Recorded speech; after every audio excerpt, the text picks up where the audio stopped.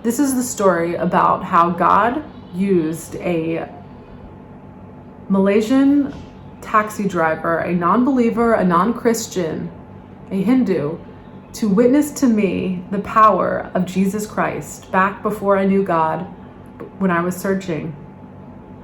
My name is Lily Hubbard, and I first started making YouTube videos on this channel.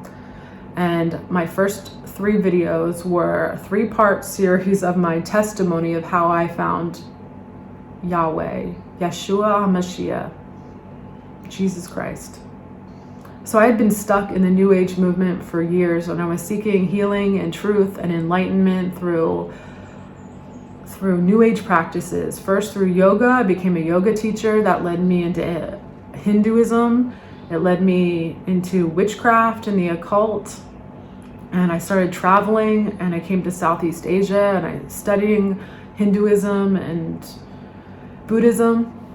I came to Thailand, and I fell in love with my husband, Wat, who's Thai, and we have another YouTube channel called Lily's Expat Life. You might recognize me from that. But today I want to talk to you about what God did to me, how he planted a seed in me using this taxi driver from Kuala Lumpur. And this story happened a year before I found God, before I gave my life to Jesus Christ. So it was in 2016, I was in Bali, and I had to do a visa run to Kuala Lumpur. And the next morning I got into a taxi to go back to the airport, to go back to Bali. And the taxi driver, he was a Malaysian taxi driver. He started talking to me, and he asked me where I'm from. I said I was from America. And then he started to tell me about this American woman that he had in his car. And he said he picked her up from the airport, this American lady, brought her into downtown Kuala Lumpur. And he said the next day he randomly sees her on the street waving for a taxi. So he pulls over, and she gets in the car, and she asks him to take her out to this church that's far outside of Kuala Lumpur. So he drives her out there, and he says, why are you going so far outside of the city to this church? There's so many churches in the city that you could go to. And she said, I will go wherever Jesus tells me to go. So he said, okay. And he waits for her till the service ends, and then she gets back in. He takes her back to her hotel. And when she's getting out of the car, she reaches into her wallet and she pulls out $100 bill. And he says, no, wait, it's too much money. It's way more than the taxi cost. And she said, no, I want to give this to you. If somebody's going to give you something, if somebody's going to give you a tip, you should always take it. So he took it. And then he said, a few weeks later, he had this Australian man get into his taxi. And the Australian man was really happy. And he kept saying a few times over, I'm going to be with my father today. So the taxi driver takes him to the airport, drops him off.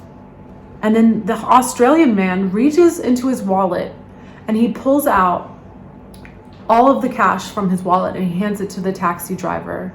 And the taxi driver says, wait, what are you doing? And the Australian man looks him in the eye, and he says, where I'm going today, I don't need this money because I'm going to be with my father. And he hands him all of his cash. So it was either the next day or a couple days later, the taxi driver's telling me that he looked into the Kuala Lumpur newspaper and he saw a picture of the Australian man. And then he looks under the heading of the picture, and it says, Australian man dies of a heart attack in his seat at the Kuala Lumpur airport.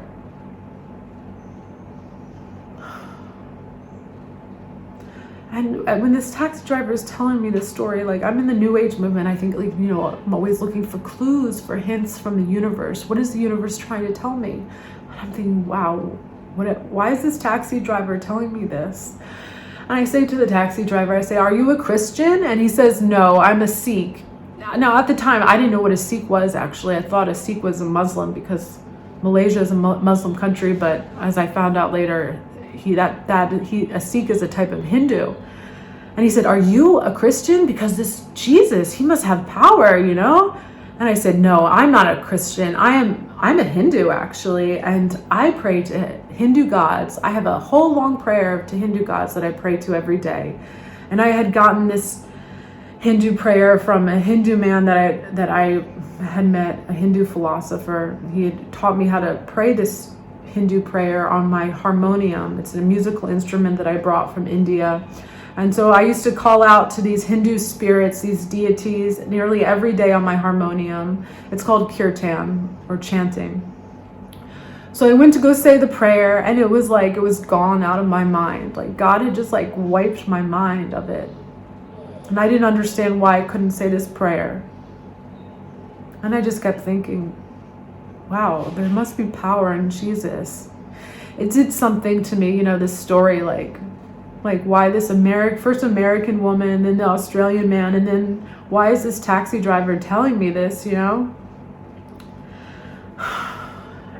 And it was like, in hindsight, I can see how it like bound that spirit of Antichrist, because I really hated Christians before. I didn't really like Jesus. Not that I didn't like Jesus, I just saw him as another enlightened being, like the same as Buddha or Krishna. And I didn't see him saw him as less powerful. I thought Christianity was the path for weak people.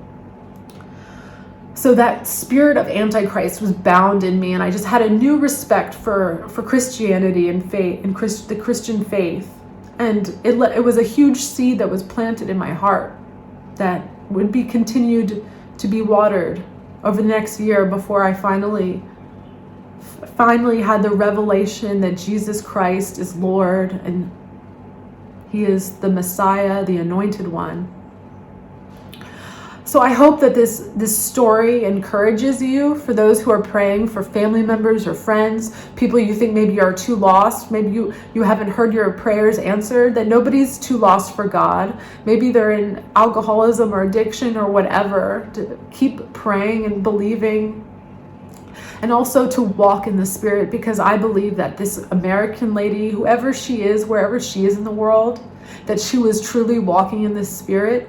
That she wasn't going to the church that was closest to her, most convenient to her. She was going to the church that Jesus called her to go to. And she went out on that street right at the time when that taxi driver was there to pick her up, because God knew that taxi driver would witness the power of Jesus. And that Australian man, he had such a deep connection with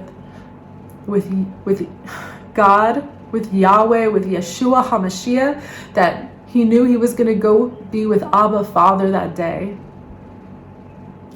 And if you don't know God, if you don't know Jesus Christ personally, he is holding his hand out to you right now, and he's going to help you. He's going to walk with you. He is going to be a light to your path. Whatever depression you're in, whatever anxiety you're facing, whatever mountain that's in front of you, hopelessness, if you're feeling suicidal, he will walk you through that, and he will see you to the other side, because he's done that for me. He's broken off alcoholism. He's broken off addiction. He's broken off torment in my mind, because I was tormented every single day of my life. I thought I was free, but I was in chains. Right now, I live as best I can. I try to live a righteous life. I try to seek him daily. It's not always easy. And maybe to the world, maybe to those people outside who don't know him, they think my life is boring. But I have so much more fun than I ever had when I was in those chains, when I was in the deception of the New Age. I have so much more joy and peace and laughter in my life.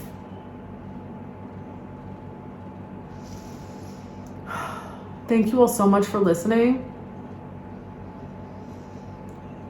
Keep walking with him. Lay your life down for him. Put him first. If you want to follow me on my other YouTube channel, Lily's Expat Life, I would really love that. I love having other believers there supporting me in the comments, because sometimes it can be hard sharing my faith there when I know there's many unbelievers watching.